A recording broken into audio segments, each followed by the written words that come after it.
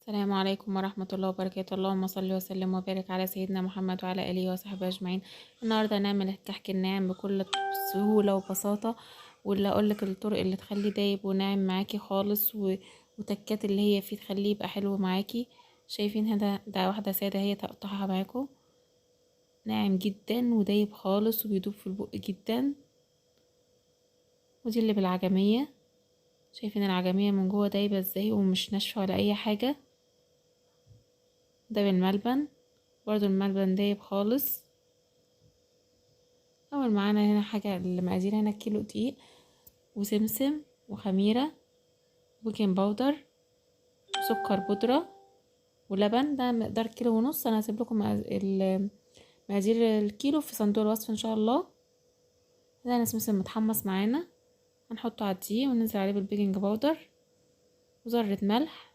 نقلب الحاجات الجافة مع بعض.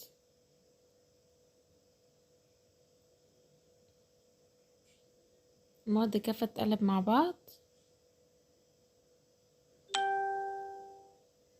ياريت منتنسوش اللايك والاشتراك في القناة.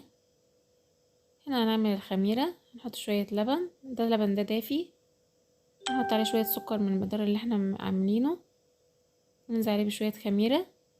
انا هسيب لكم المقادير بالظبط بالكيلو في صندوق الوصف. هنا ده معانا سمنة ساقعة، دي سمنة بلدي، وطبعا لو عايزة تعملي سمنة نباتي براحتك، بس البلدي بتدي طعم احلى. هنضرب السمنة في العجان، او ممكن تضربيها بالمضرب الكهربائي، وننزل عليها بالسكر البودرة.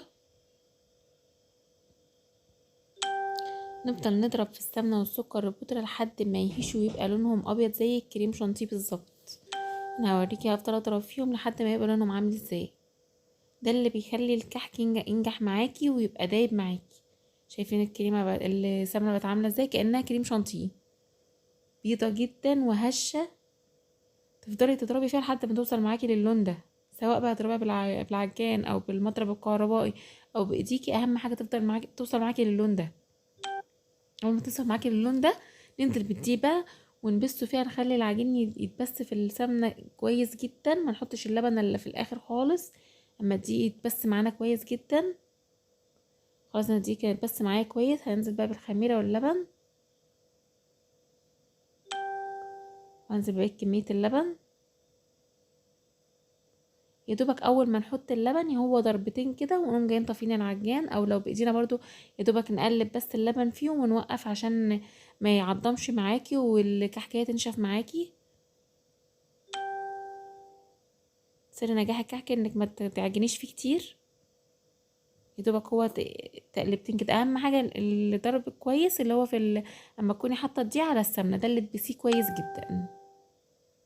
لكن اول ما تحطي الماده السايله توقفي، يعني يا دوبك هما تقلبتين كده وتوقفي. شايفين انا بقى اقفل العجانه او انزل اللي في الجناب عشان كله يتلم معايا. انا خلاص بوريك اهو، شوف كان خلاص بقى مظبوط معانا. هنا بقى نحشي بقى مع واحده عجميه. الحشو بقى ده براحتنا. انا بقى اللي بالعجميه مثلا هعمله بالمنقاش، اللي بالملبن هعمله اللي هو الحاجات اللي هي البصمات الجاهزه ديت. اللي ساده برضو هعمله بالبصامه. كل واحد اعمله بشكل عشان لما ساعه الاكل يبقى معروف ده بالايه وده بالايه. الملبن بنحط عليه معلقه سمنه بلدي، ونقوم جايين مقلبينها فيها ونكوره ونحط عليه بقى، لو عايزين نحط عليه عين جمل، عايزين نحط حاجه. انا عملت واحده بالبصمه دي بس ما عجبتنيش، هوريكم بعد كده انا عملت بشكل انه شكل.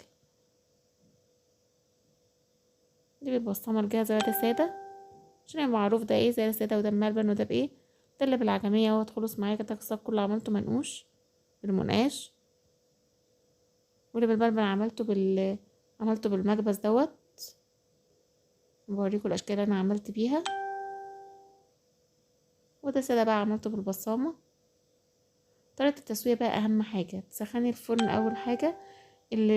المحشي ملبن وعجمية على درجة حرارة 200 و220 كده، لان الملبن والعجمية عشان ما يفوروش معاكي وما يقطموش معاكي. السادة على درجة حرارة 180. لان الساده بتبقى فيها عجين، لازم تستوى كويس. شايفين معانا انا مستويه وحلوه ازاي ولونها عامل ازاي. بنحط في الشبكه على الرف اللي من فوق. لو الفرن عندك حامي، لو مش حامي حطيه في النص. انا عاجبني الفرن عندي حامي فحطه من فوق. تقلب الملبن درجة حرارة 220، يطلع معاكي مستوي ومظبوط، والملبن معاكي ما يقطمش ولا ينشف ولا العجمية تنشف.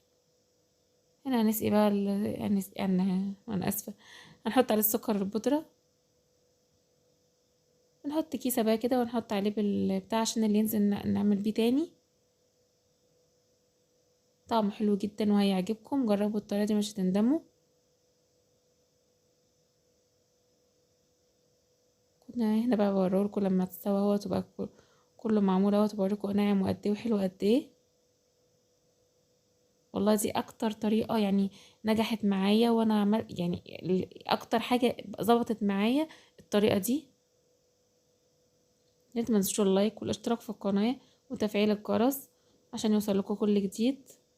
متنساش بتعليقاتكم عشان تشجعونا.